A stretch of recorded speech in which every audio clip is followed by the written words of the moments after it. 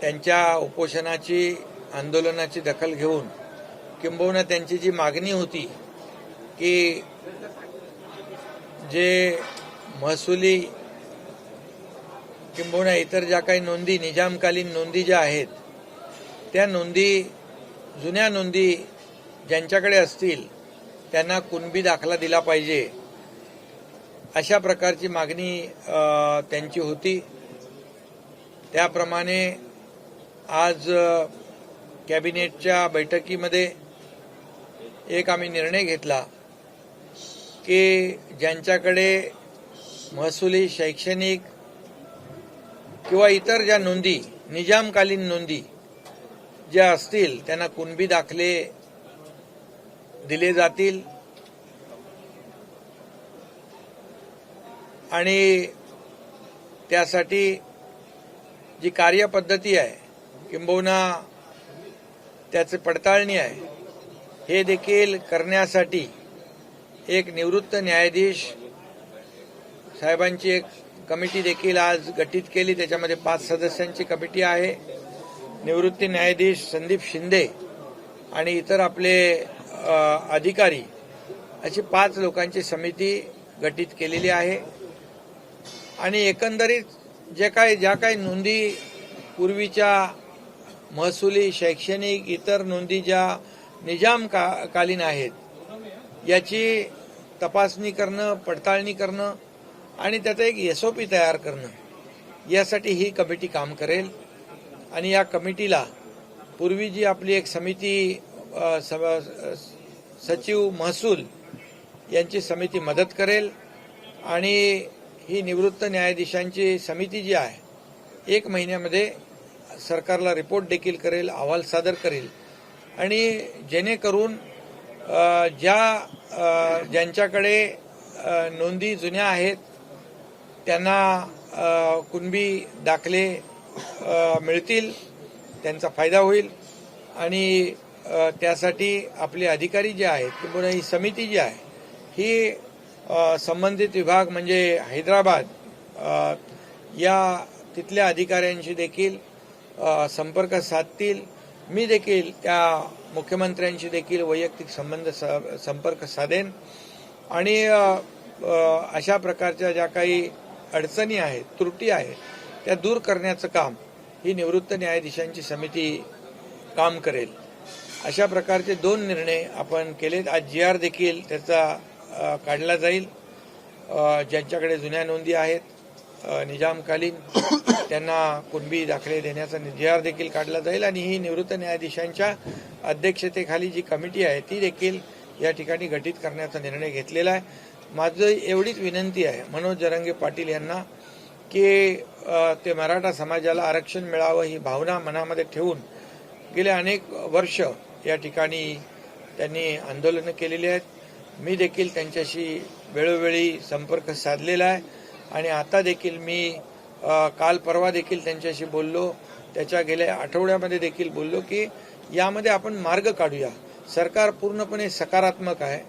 सरकार या बाबतीमध्ये पूर्ण सकारात्मक आहे। म्हणून तर जेव्हा देवेंद्र फडणवीस साहेब मुख्यमंत्री होते त्यावेळी देखील आपण कायदा करून मराठा समाजाला आरक्षण दिलं।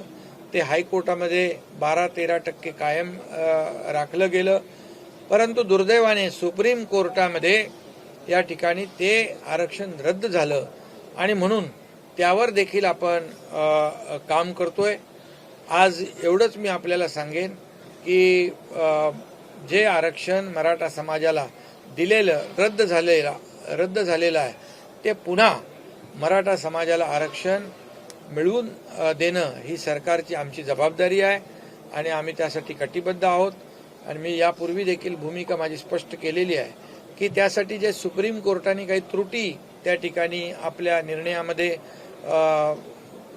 दाखवलेल्या आहेत, ज्या काही म्हणजे मराठा समाज मागास सामाजिक आर्थिक मागास हे आपल्याला ज्या पद्धतीने प्रेझेंट करायला पाहिजे होतं त्यावेळेस दुर्दैवाने तशा प्रकारचं काम झालं नाही आणि त्यामुळे मी आता त्या कुणावर टीका करू इच्छित नाही, परंतु आज जे कोणी टीका करतायत त्यांच्या काळामध्येच हे आरक्षण मराठा समाजाचं रद्द झालेलं आहे, हे आपल्या सगळ्यांना माहीत आहे.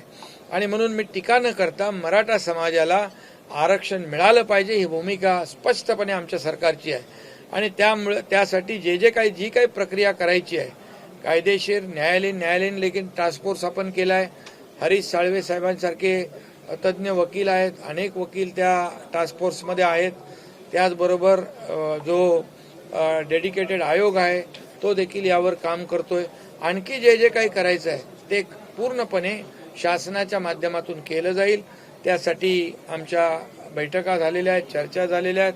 संबंधित जे कोणी यामध्ये आवश्यक मदत करू शकतात त्यांची देखील मदत आम्ही घेतोय. आणि टिकणारं मराठा आरक्षण देईपर्यंत आमचं सरकार स्वस्थ बसणार नाही, हा शब्द आहे माझा. आणि या संपूर्ण जी काही दुर्घटना झाली, जालन्याची लाठीचार्ज झाला, त्या संदर्भात देखील त्याच दिवशी आम्ही संबंधित SP पोलीस अधीक्षक यांना जिल्ह्याच्या बाहेर त्यांची बदली केली, सक्तीच्या रजेवर पाठवलं. त्याचबरोबर ॲडिशनल SP जिल्ह्याच्या बाहेर, संबंधित DYSP जिल्ह्याच्या बाहेर त्यांना पाठवलं. उपविभागीय पोलीस अधिकारी त्यांचं निलंबन केलं.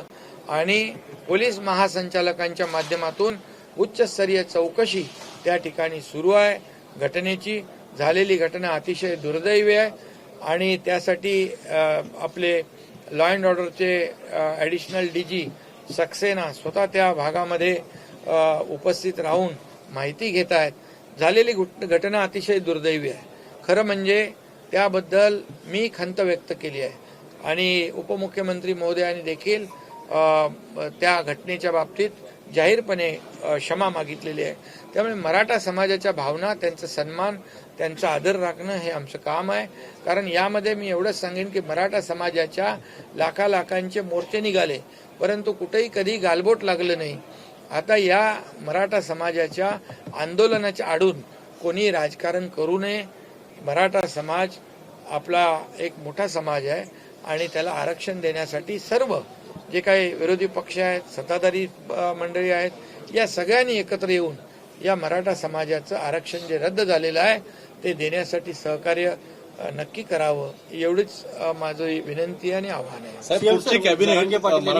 पत्रकार परिषद घेतली, त्यात त्यांनी असं म्हटलेलं की कुणबी मराठा हे जे काही प्रमाणपत्र पुरावे हवे असतील तर ते पुरावे माझ्याकडे आहेत, मी सरकारला द्यायला तयार आहे.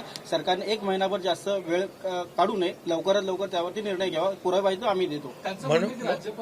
म्हणून माझं एवढंच म्हणणं आहे की कुठलाही निर्णय घेताना त्याचे संपूर्ण परिणामांचा विचार करून घ्या. ते घेतलेला निर्णय टिकला पाहिजे.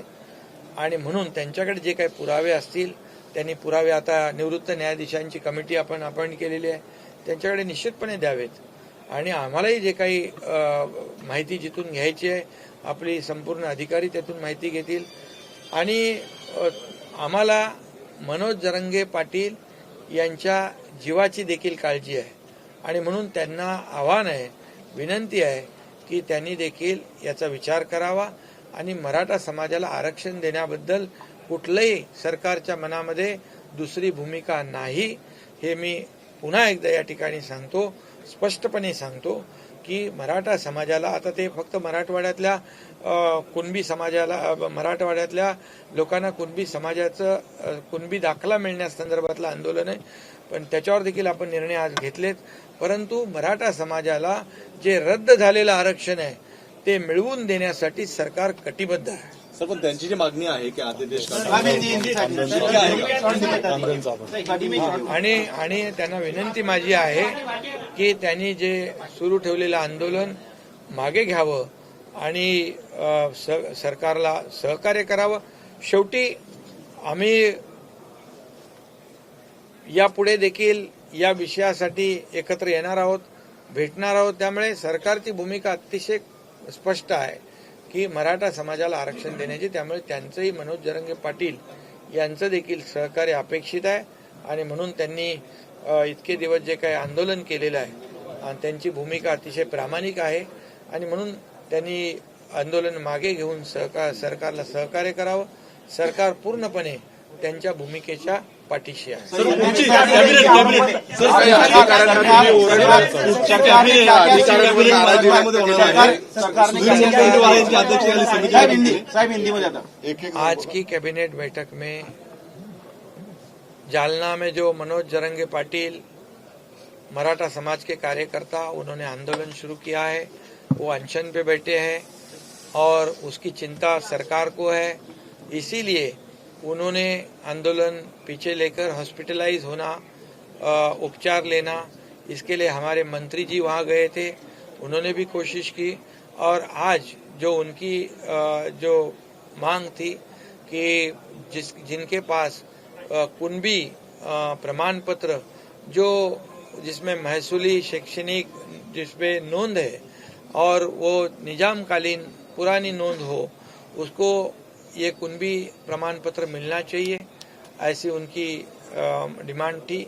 और निश्चित रूप से आज कैबिनेट की बैठक में सरकार ने निर्णय लिया है कि जिनके पास पुराने दस्तावेज है जो निजाम कालीन हो, तो ऐसे लोगों को कुनबी प्रमाण पत्र देना चाहिए, ये निर्णय लिया। इसके बावजूद एक रिटायर्ड जस्टिस संदीप शिंदे जी, इनकी अध्यक्षता में एक उच्च स्तरीय समिति गठित की गई है और वो भी इस पर काम करेगी, उसकी पड़ताल की जांच करेगी और जो भी त्रुटियां हैं वो देखेगी और 1 महीने में अपना रिपोर्ट सरकार को पेश करेगी।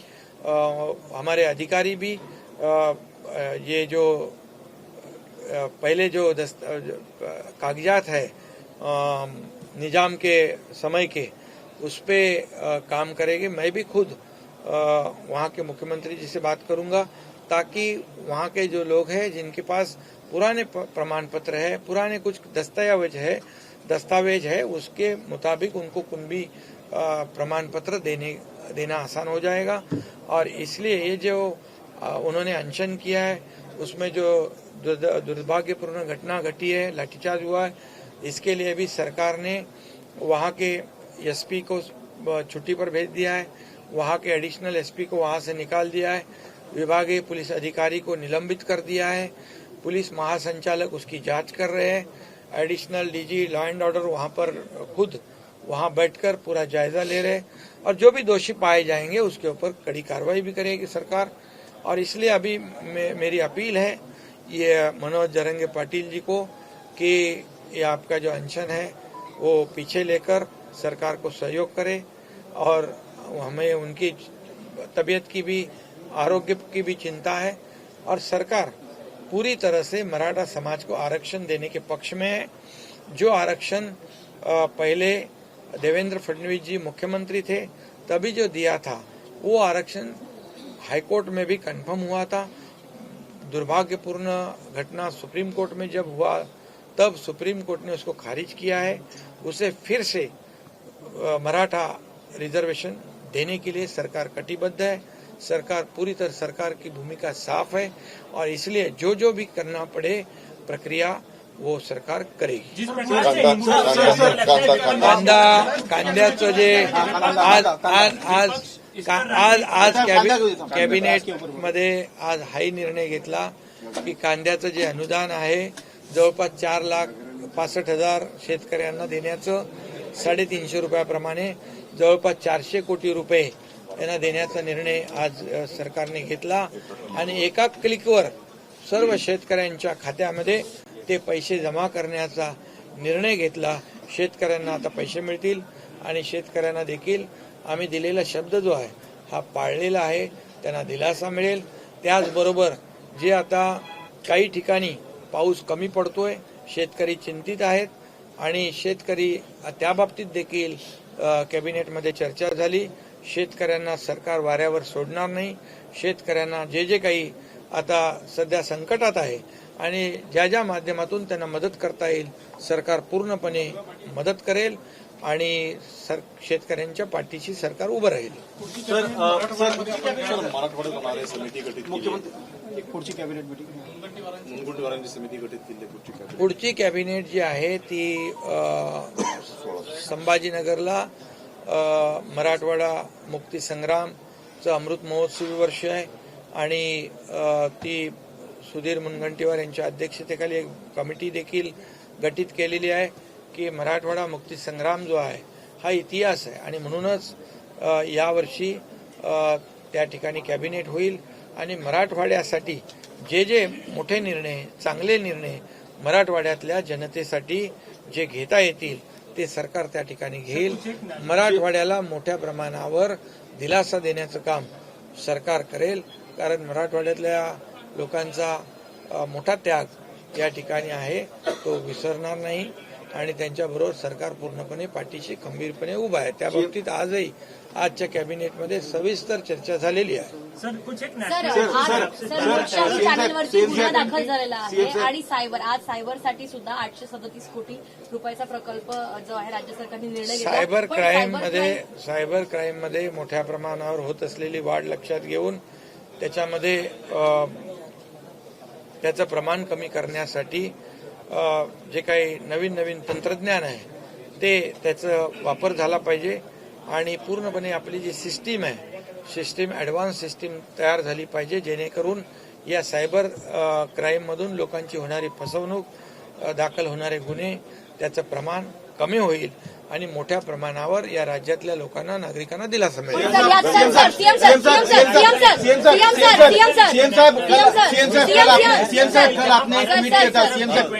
आपने एक ट्वीट किया था कि भारत नाम को लेकर पहले तो भारत नाम से क्यों एलर्जी है सबको? भारत हे आपलं हिंदी सर मराठी नाही अरे आपण भारत माता की जय म्हणतो ना, आणि त्यामुळे या देशाला स्वातंत्र्य मिळवून देणाऱ्या स्वातंत्र्य सैनिकांनी देखील भारत माता की जय बोलूनच फाशीवर गेलेत. हा इतिहास आहे. त्यामुळे हे भारत म्हणण्यासाठी लाज वाटण्याचं कारण काय? कारण ह्याला प्राचीन आपली इतिहास आहे आणि म्हणून भारत हे अभिमानाने नाव घेतलं पाहिजे. जर प्रधानमंत्री मोदी साहेब भारत हे नाव अभिमानाने घेत असतील तर त्याचं स्वागत आहे त्यांचं आणि आम्हाला देखील अभिमान आहे. भारत हे भारतवर्ष आहे आणि आपण सर्व भारताचे नागरिक आहोत. आपल्या घटनेमध्ये देखील तो उल्लेख आहे. त्यामुळे याच्यामध्ये मला वाटतं हा आपल्या सगळ्यांचा अभिमान आहे, स्वाभिमान आहे. एवढंच मी सायबर गुन्ह्यावरती तुम्ही बोला, सायबरवरती तुम्ही बोलला. भारत नाम का विरोध करने वाले ये बहुत ही दुर्भाग्यपूर्ण घटना है. जो भारत नाम को लेकर, ये भारत हमारा स्वाभिमान है.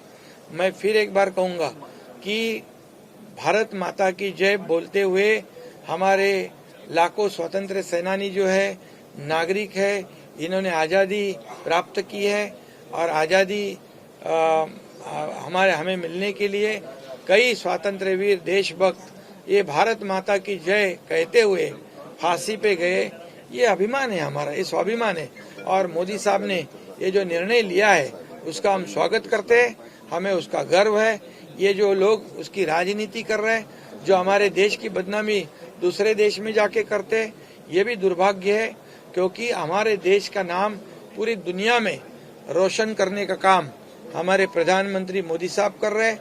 आज जहाँ भी हमारे प्रधानमंत्री जाते हैं वहाँ के अमेरिका जैसे बड़े राष्ट्राध्यक्ष भी उनका स्वागत सम्मान करते हैं. सभी देशों के बड़े बड़े जो प्रमुख है वो उनके साथ बहुत ही सम्मान के साथ, आदर के साथ बर्ताव करते हैं और हमारा देश जो है महासत्ता की ओर ले जाने का काम प्रधानमंत्री कर रहे.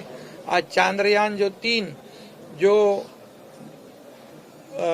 यहाँ पर जो मुहिम यशस्वी हुई है, ये हमारे लिए सबके लिए गर्व की बात है. दक्षिण ध्रुव में ये अभियान यशस्वी करने वाला भारत ये पहला देश है और इसलिए ये विरोधी पार्टी जो है उनके पैरों तले जमीन खिसक रही है.